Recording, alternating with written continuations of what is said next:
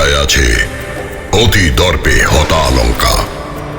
দর্প আর দম্ভের কারণেই সত্য যুগে মহান বীর ও মহান পণ্ডিত লঙ্কেশ্বর রাবণকেও পরাজিত হতে হয়েছিল রঘুবীর শ্রীরামচন্দ্রের হাতে।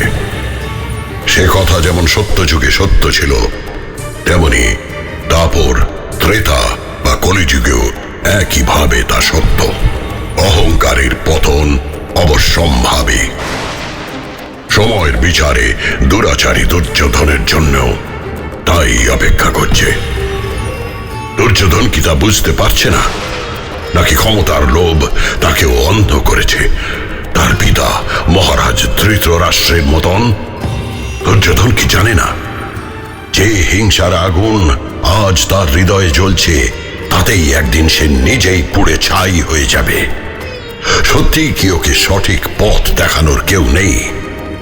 নাকি যাদের দুর্যোধন সব থেকে বেশি বিশ্বাস করেছে, যাদের পরামর্শ ব্যতীত সে কোনো কাজ করে না, তারাই তাকে বেপথে চালিত করছে, তাকে ঠেলে দিচ্ছে ধ্বংসের মুখে? এই প্রশ্নের উত্তর জানে শুধু সময়।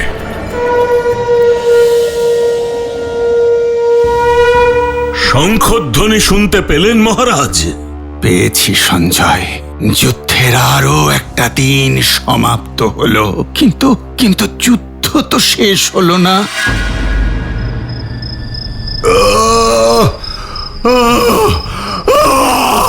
না, ভাগ্নে ভাগ্নে ভাগ্নে, দাদা, এখনই এত ভেঙে পড়ার কিছু হয়নি। তুমি অযথাই আজকের ঘটনা নিয়ে বিচলিত হচ্ছ দাদা। না না দুঃশাসন, না, আমি অযথা বিচলিত হচ্ছি না। দেখছো না, দেখছো না আমাদের সব প্রচেষ্টাই বারবার কেমন ব্যর্থ হচ্ছে? এই ব্যর্থতা শুধু তোমার একার নয় ভাগ্নে, এই ব্যর্থতা আমাদেরও। আর এই ব্যর্থতার জন্য সব থেকে বেশি কে দায়ী জানো মামা? জানো? যাকে তোমরা সব থেকে বেশি বিশ্বাস করেছিলে, সেই পিতামহ ভীষ্ম। আজ পিতামহ ভীষ্ম আর গুরু দ্রোণাচার্যের জন্যই কিন্তু তুমি ভীমের হাত থেকে রক্ষা পেয়েছো দাদা, সে কথা ভুলে যেও না। এইভাবে বেঁচে থাকার যে রণভূমিতে আমার মৃত্যু ভালো ছিল দুঃশাসন। দাদা, না দাদা, এমন কিছু বলো না। তোমার কিছু হয়ে গেলে যে আমাদের সকলের মনোবল ভেঙে যাবে, তখন আমরা যুদ্ধ করব কেমন করে? না না না ভাগ্নে, মৃত্যুর কথা মুখেও এনো না ভাগ্নে, মুখেও এনো না। মনে রেখো, তোমাকে হস্তিনাপুরের মহারাজ হতে হবে। সেই স্বপ্নই আমি দেখে এসেছি, আর সেই স্বপ্ন আমি কিছুতেই অপূর্ণ থাকতে দেব না। তাই যদি চাও, তাহলে এখনই পিতামহকে সেনাপতির পদ থেকে আমাদের সরাতে হবে। পিতামহ ভীষ্মই আমাদের পথের সব থেকে বড় বাধা। এ তুমি কি কথা বলছো ভাগ্নে? গঙ্গা পুত্র ভীষ্ম তোমার পথের সব থেকে বড় বাধা? হ্যাঁ, আমি যা বলছি অনেক বিবেচনা করেই বলছি। একমাত্র আমার পরম মিত্র কর্ণই পারে আমাকে এই বিপদ থেকে উদ্ধার করতে। একমাত্র অঙ্গরাজ কর্ণই পারে পাণ্ডবদের পরাজিত করতে। আমি এখনই পিতামহের কাছে গিয়ে অঙ্গরাজ কর্ণকে যুদ্ধে অংশগ্রহণ করানোর প্রস্তাব দেব। কিন্তু তুমি কি এরই মধ্যে ভুলে গেছো ভাগ্নে, অঙ্গরাজ সেদিন কি প্রতিজ্ঞা করেছিলেন? দুর্যোধন মিত্র, তুমি পিতামহ ভীষ্মকে সেনাপতি করেছ। আমরা জীবন পণ করে যুদ্ধ করব, যুদ্ধে জয়লাভ করব, আর সেই যুদ্ধ জয়ের যশ একা ভোগ করবেন এই বৃদ্ধ পিতামহ। আর তাই রাজা, আমি তোমাকে বলছি, এই ভীষ্ম জীবিত থাকতে আমি কোনো যুদ্ধে অংশগ্রহণ করব না। কর্ণ, তাই এখন শান্ত হও ভাগ্নে। তুমি তো জানো তোমার পরম মিত্র অঙ্গরাজ কর্ণ একবার যে প্রতিজ্ঞা করেন তা তিনি অক্ষরে অক্ষরে পালন করেন। তাহলে এখন আমি কি করব? উপযুক্ত সময়ের জন্য প্রতীক্ষা করো ভাগ্নে, আর নিজেকে শক্ত রাখো। মনে রেখো, যুদ্ধ এখনো শেষ হয়নি। এখন বিশ্রাম করো আর আগামীকালের যুদ্ধের জন্য নিজেকে প্রস্তুত করো ভাগ্নে। যুদ্ধ শুরু হতে আর কতক্ষণ বাকি সঞ্জয়? মহারাজ, আমি স্পষ্ট দেখতে পাচ্ছি পাণ্ডব এবং কৌরব উভয় শিবিরের যুদ্ধ শুরুর প্রস্তুতি প্রায় সম্পন্ন। এখন যে কোনো মুহূর্তে যুদ্ধারম্ভের শঙ্খধ্বনি বেজে উঠবে মহারাজ।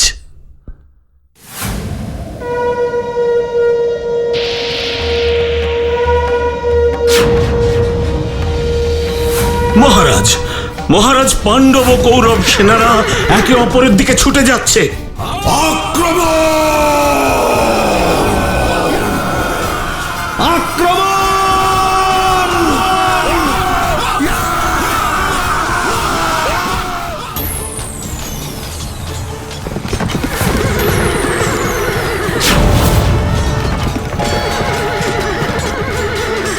আমি আপনার ভয় ভীত নই আচার্য দ্রোণ। আজ আমার দুই পুত্র শ্বেত আর উত্তরের মৃত্যুর প্রতিশোধ আমি নেব। সাবধান আচার্য দ্রোণ, সাবধান।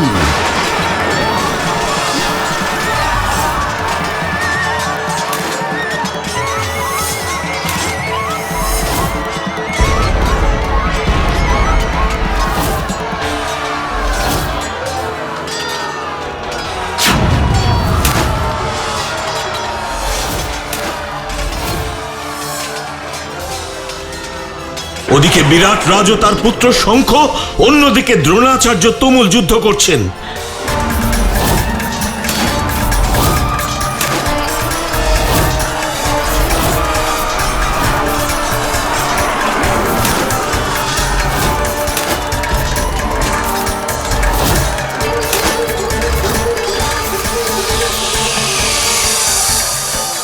আমার পুত্র শঙ্খকে সাধারণ যোদ্ধা ভেবে ভুল করবেন না আচার্য দ্রোণ।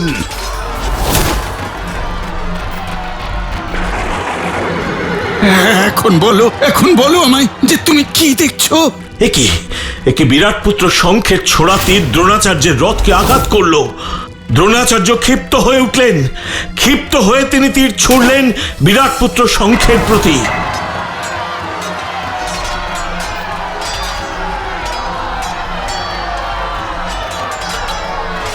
শঙ্খ মাটিতে লুটিয়ে পড়লেন। শঙ্খ, পুত্র আমার! হায় ঈশ্বর, আর কত প্রাণের বলিদান চান আপনি? আমি যে আর সহ্য করতে পারছি না সঞ্জয়। আমি যে আর সহ্য করতে পারছি না। সহ্য যে আপনাকে করতেই হবে মহারাজ। মহামতি বিদুর আপনাকে আগেই সাবধান করেছিলেন, তখন তার পরামর্শ আপনি শোনেননি। এমনকি স্বয়ং বাসুদেব কৃষ্ণের পরামর্শকেও আপনি এবং যুবরাজ দুর্যোধন দুজনেই অগ্রাহ্য করেছিলেন। তার ফল তো পেতেই হবে মহারাজ। অর্থাৎ তুমি কি মনে করো এই সব কিছুর জন্য আমি দায়ী? অবশ্যই মহারাজ, দেশের রাজা আপনি। আপনি হলেন দেশের সমগ্র প্রজার অভিভাবক। সেই আপনি শুধু পুত্রস্নেহে অন্ধ হয়ে নিজ কর্তব্যের প্রতি চরম অবহেলা করেছেন মহারাজ। আর আজ তার ফল ভোগ করতে হচ্ছে সমগ্র দেশবাসীকে। তুমি কি মনে করো কুরুক্ষেত্রে আরো ভয়ঙ্কর পরিণতি আমাদের জন্য অপেক্ষা করছে? জানি না মহারাজ, ভবিষ্যতে কি অপেক্ষা করছে সে তো ভবিষ্যতই বলবে। কিন্তু বর্তমান কাল যে বড় দুঃসময়ের মধ্যে দিয়ে অতিবাহিত হচ্ছে সে কথা নিঃসন্দেহে বলতে পারি মহারাজ। মহারাজ, কি হয়েছে সঞ্জয়? তোমার কণ্ঠস্বর এমন শোনাচ্ছে কেন? কিসের এত আশঙ্কা? মহারাজ, কুরুক্ষেত্রে এক ভয়ঙ্কর রাক্ষসের আবির্ভাব ঘটেছে। রাক্ষস? হ্যাঁ মহারাজ, ও হলো জটাসুরের পুত্র অলম্বুস। জটাসুরের পুত্র রাক্ষস অলম্বুস?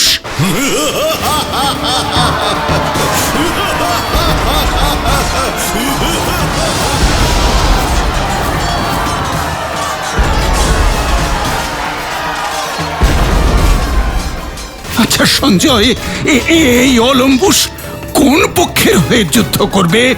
কৌরবদের হয়ে মহারাজ। ওর সঙ্গে যুদ্ধ করছেন যাদববীর সত্যকের পুত্র মহাবীর সাত্যকী।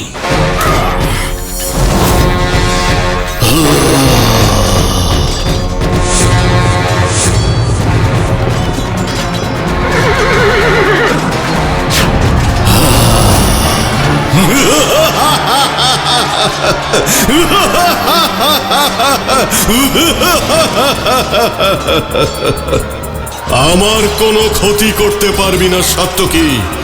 মনে রাখিস, জটাসুরের পুত্র আমি, রাক্ষস অলম্বুস।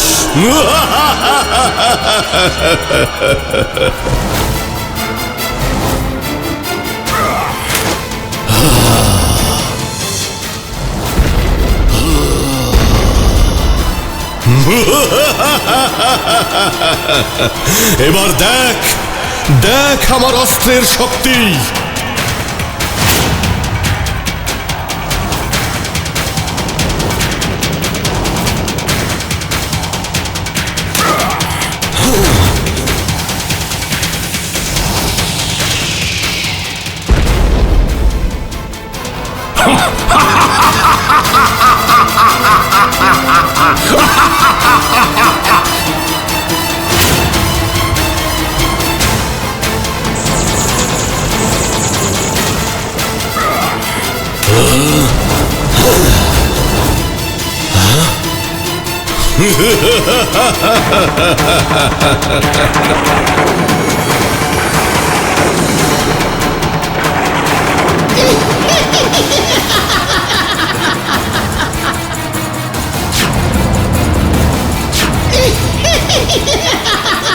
ওই রাক্ষসী কে ভাগ্নে?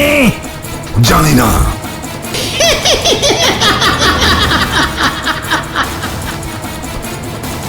আপনার মায়া শক্তির দ্বারা পাণ্ডবদের নাশ করুন।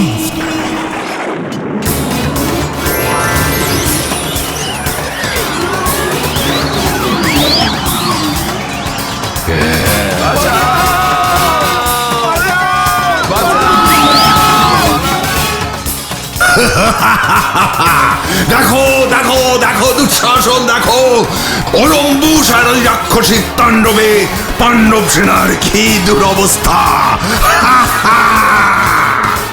এবার জয় আমাদের নিশ্চিত ভাগ্নে।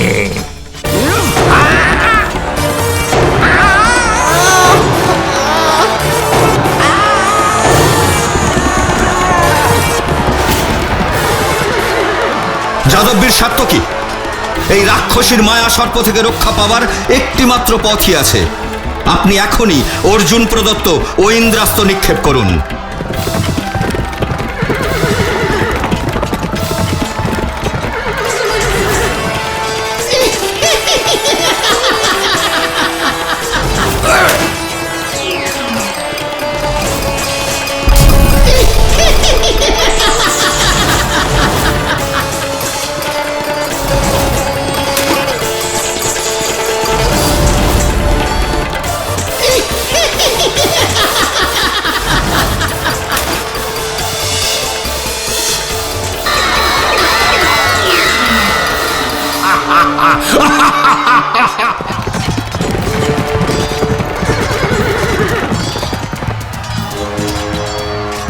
এবার এই অলম্বুসকে আমি সংহার করব।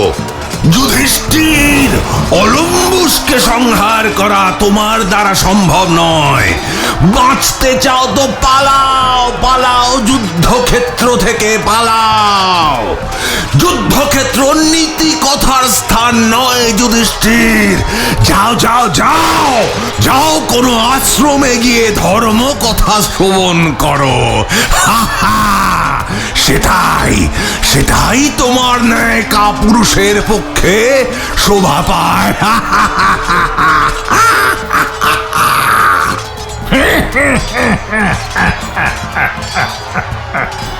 যথার্থই বলেছ ভাগ্নে। মূর্খ দুর্যোধন, ধার্মিক ব্যক্তি কখনো ধর্মযুদ্ধ থেকে পলায়ন করে না। তুমি এ কথাও জানো না দেখছি, তাই সর্বদা তোমার দম্ভ প্রকাশ করো, কিন্তু তার পরিণাম জানো না। আমার শক্তি আছে, তাই দম্ভ আমাকেই শোভা পায়।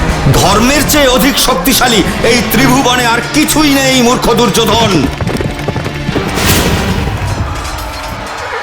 হে ধর্মপুত্র, এসো আমার সঙ্গে যুদ্ধ করো, দেখি তোমার ধর্মের শক্তি।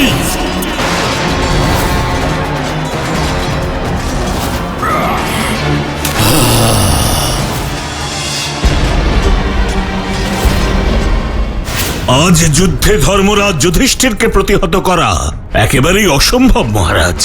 কি বলছো সঞ্জয়? যুধিষ্ঠিরের এমন বীরত্বের কথা তো পূর্বে কখনো শ্রবণ করেছি বলে মনে পড়ছে না। ধর্মরাজ যুধিষ্ঠির একজন মহান বীর মহারাজ, সে বিষয়ে কোনো সন্দেহ নেই। এবার মৃত্যুর জন্য প্রস্তুত হওয়া লম্বুস।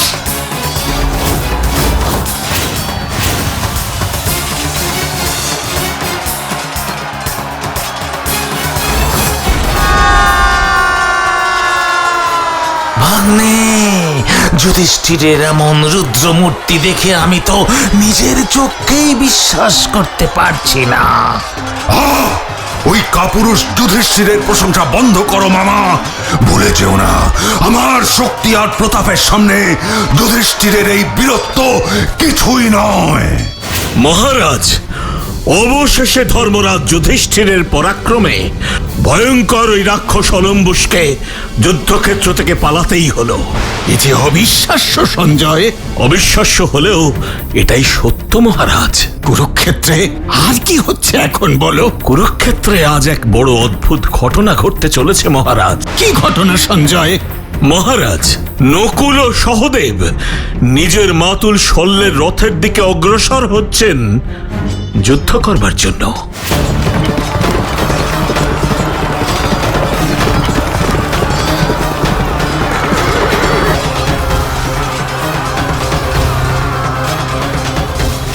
অর্থাৎ আজ মাতুল আর ভাগ্নের মধ্যে যুদ্ধ হবে।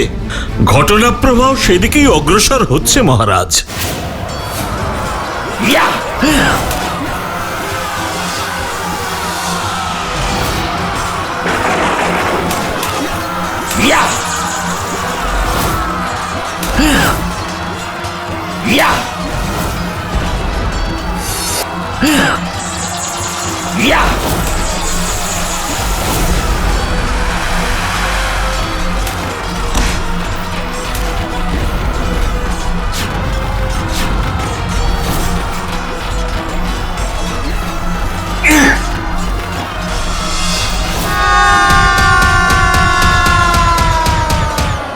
পিতামহ, যুধিষ্ঠিরকে প্রতিহত করুন।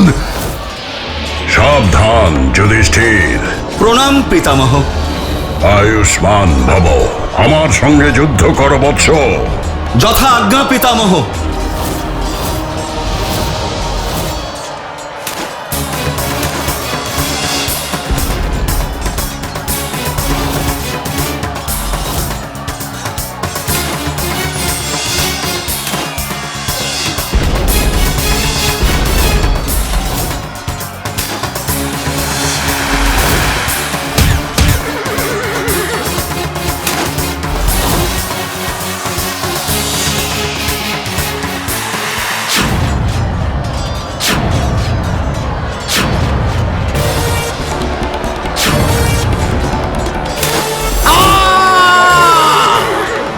এখন তোমার সারথি নিহত হয়েছে, এইবার এইবার তুমি নিহত হবে যুধিষ্ঠির, তুমি নিহত হবে। জন্ম মৃত্যু বিধাতা ইতিমধ্যেই ঠিক করে রেখেছেন দুর্যোধন, তাই তোমার বা আমার ইচ্ছার বা অনিচ্ছার কোনো মূল্য নেই। দাদা, আমরা আসছি, তুমি ভীত হয়েও না।